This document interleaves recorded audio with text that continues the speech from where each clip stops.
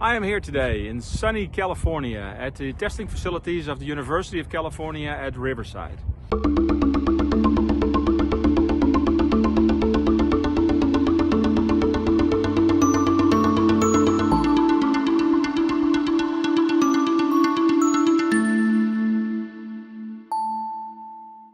This location is being used to test all kinds of crops, from nuts to citrus, oranges, and of course turf grass. There's a water shortage consistently here in California, so the emphasis on saving water, of course, is the main research of this particular test plot behind me. There are 72 test plots here that have different soil conditions. About a third of them are planted on regular soil with drip irrigation, and about 2/3 of them are planted with a layer of mineral wool underneath at about a 4-inch depth. This is one particular test plot. It has 2 different grasses and 4 plots. The series on the left has 5 drip irrigation lines. The series on the right has 3 drip irrigation lines.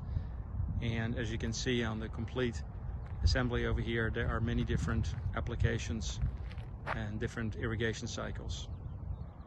Now, as I got here this morning very early, I was trying to find out if I could see some immediate differences between lots of irrigation, little irrigation, and the use of mineral wool at either 2 centimeters or 4 centimeters deep, and I couldn't find very many yet. Now, that's not a surprise. Winter has been very generous with rain, and in the wintertime they continue to irrigate all plots, just like that is normal in California, and therefore we're not going to see very many differences yet. So it's not a matter of, will it die or will it live? This testing facility is emphasizing how much water can we remove from the annual water budget in order to keep the grass alive. And of course, that would be very, very impactful for the state of California, with a shortage of water and lots of vegetation to keep green. Hello everybody, my name is Mingying Xiang. I'm a postdoc at UC Riverside working on water conservation for turf grass. So in California, as you can imagine, everything we're doing here is trying to save water. So for this study, we are evaluating how much water we can save with drip irrigation by introducing a mineral wool. So our overall goal is to looking at if the mineral wool works according to water conservation compared to a non-treated control which doesn't have a mineral wool. And among those mineral wool, we have 2 different thickness, which is 2 centimeters compared to 4 centimeters. We're going to evaluate which thickness going to work better in the lawn situation, especially designed for the home lawn use. We are evaluating the turf quality over almost 6 months in California. At our location, we get almost no precipitation from May to October, so that's when our research is going on. The study started about two days ago. We have, besides the mineral wool, we have another 2 different treatment. One is the spacing of the emitters. We're comparing 2 different types. One is 12 by 12 inches, another is 18 by 18 inches. We're also looking at the different evapotranspiration rate. Our goal is to decide how much the minimum water we can use by introducing the mineral wool under drip irrigation. So we have a 50% evapotranspiration rate comparing to an 80% ET rate, which is pretty low compared to what homeowners normally use. For our study, we are looking at 2 different grass species. One is tall fescue. As you can tell, the higher mowing one, it has a little bit coarser texture. That is the most popular grass used in Northern California and many other states in the transition zone, like in a region which is not as hot as California. But as we believe, this grass, which called Bermuda grass, this is what the homeowner should use in California. It's not as popular yet, but it saves a lot more water compared to the one on my left side. Min-Yang, let me ask you about the ET replacement. You said you want to replace about 50 or 80% of the ET rate. Now, intuitively, that feels like you're short because you need to replace 100% of that ET rate. Would you mind explaining how that works? Yes. So many homeowners, maybe like most homeowners, they want to water the grass like at 100%. That is not bad, but as mentioned earlier, our goal is trying to save water. We want to determine how much the minimum amount of water we can get by to have healthy green grass, but save our water bill. That's why we are testing 50% ET replacement. Drip study is not it's not being done widely yet, so we don't really have an idea how much water is enough for a drip study, but we believe using drip irrigation would save more water than using the sprinkler, and normally 60% irrigation could be enough for those very drought resistant warm season grass. That's why we went down to 50%. Especially with the help with the mineral wool, we think we kind of like hypothesize 50% could be enough, but we will learn along the study. So you're going to basically give enough water to keep all these plots alive, but you're basically looking at your water balance at the end of the year. How much water did you use on one plot versus the other? Yes. So it's not a matter of survival, living or dying. It's a matter of, the amount of water that we need to keep it alive. It's one way to calculate how much water we can save, but we also, our main goal is to have healthy and happy grass and save water. Gotcha. We might be able to modeling in the future, but not with this study since we only have 2 different ET. If we have, I think this study would help us get a general idea how does the grass perform at 50% ET replacement with the mineral wool, with the best mineral wool in our situation. But in the future, there could be future studies to evaluate, say if 50% is not enough, we might want to go down a gradient, say 60, 50, 60, 70, see which one is the best with the help with different mineral wool.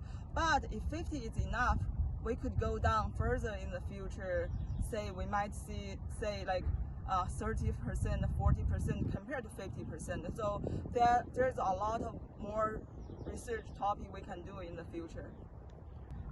So for all our research setup, we have one valve control for different plot, and each one valve have one different ET setup. For example, those 4 plots receive 50% of ET replacement. That's what I called earlier evapotranspiration. But among those 4 plots, 2 of them has one emitter setting. For example, those 2 has 12 by 12 inches emitters set up. So that means they have narrow spacing in between each other. And the other 2, they have like 18 by 18 emitter set up. That means they have more wider spacing, which receive less water accordingly. And those 4 plots controlled by another valve. So those valves have like, for example, 80% ET replacement. And that being said, those 4 plots overall get more water than those 4 which receive only 50% ET replacement. And similarly, among those 4, 2 of them has one type of emitter setup. For example, this one has 12 by 12, which is a narrower spacing. It got more water, and this one got 18 by 18 emitter spacing, which receive accordingly less water.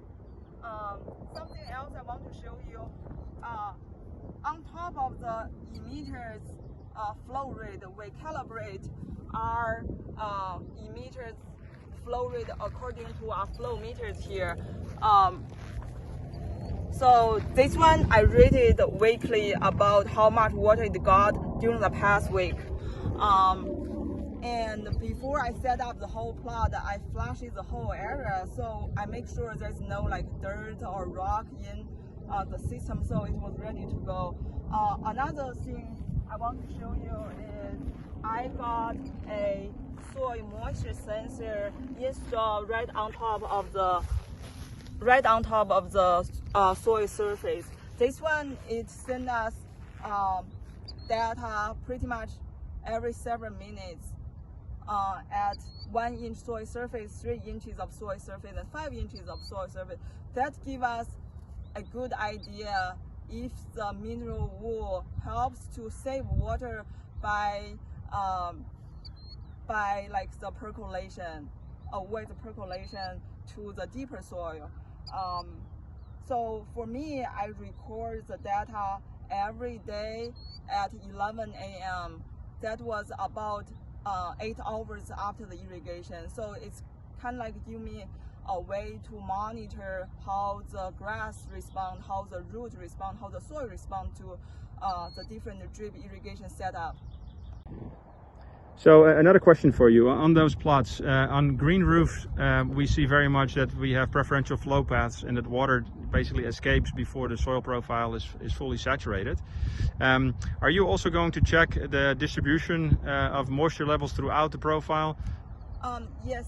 So for now, we don't really have a way to look down the root profile, but what I am doing right now is using a TDR soil probe to test the 10 different spots randomly within one plot.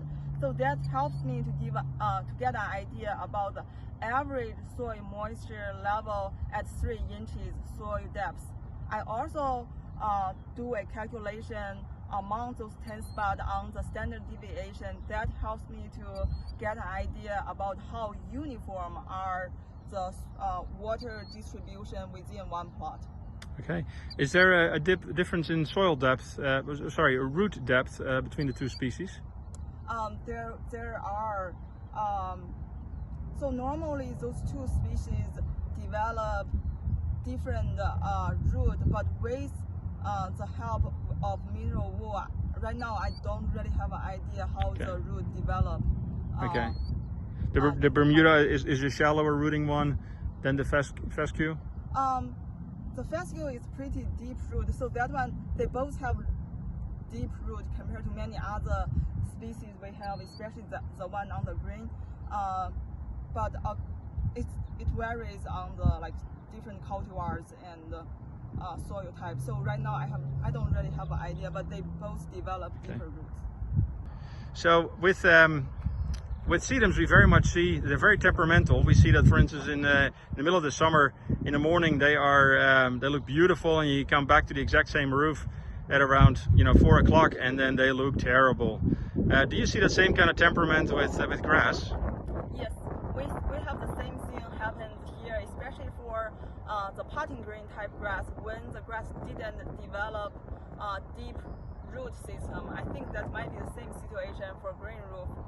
When the grass or the different plant didn't able to develop a very deep root system to absorb water.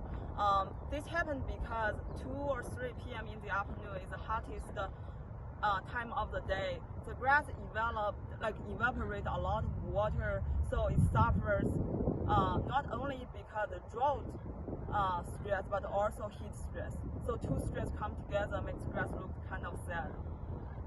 Now another question for you: have you computed, let's say, roughly how many acres or how many millions of square feet of turf grass there is on the residential side? Well, that question I need to look at. I'm not quite sure about statistics at this point, so I need to look it up online to give you an answer. So I have another question for you. What is roughly when did you start the project? How long is it going to last? And what is your personal interest in this particular project? The study was built up in last September, but we laid out the sod in October. So it went through about half year of establishment. The study was started this week, so it's going to last until around October before our first rain. And we're going to repeat again next year for the same length from May to October.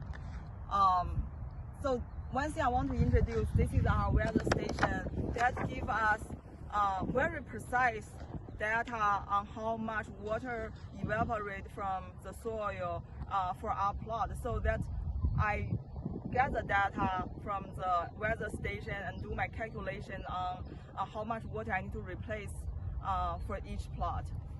So you're not watering the exact same amount every day? It's exactly the same amount every day, but it's based on the last week ET. So I calculate how much water lost from the last week, and then I set up the controller and let it run. Right now it's 7 minutes for the 80% ET replacement and 4 minutes for the 50% ET replacement. It goes from Monday to Sunday at 2 a.m. Okay. It's repeated the same thing for 1 week, and then next Monday I'm going to change the ET replacement again to change the timer on the controller. All right, so this is really cool. So now what does this do for you? What do you would like to do with this information long term? So overall, I want to hopefully introduce the best way for homeowners to save water. But right now we don't have many knowledge about how the drip irrigation works, how it's going to fit for home lawn. All right. Well, cool. Well, thank you very much for your time today, and thanks for making yourself available. Thank you.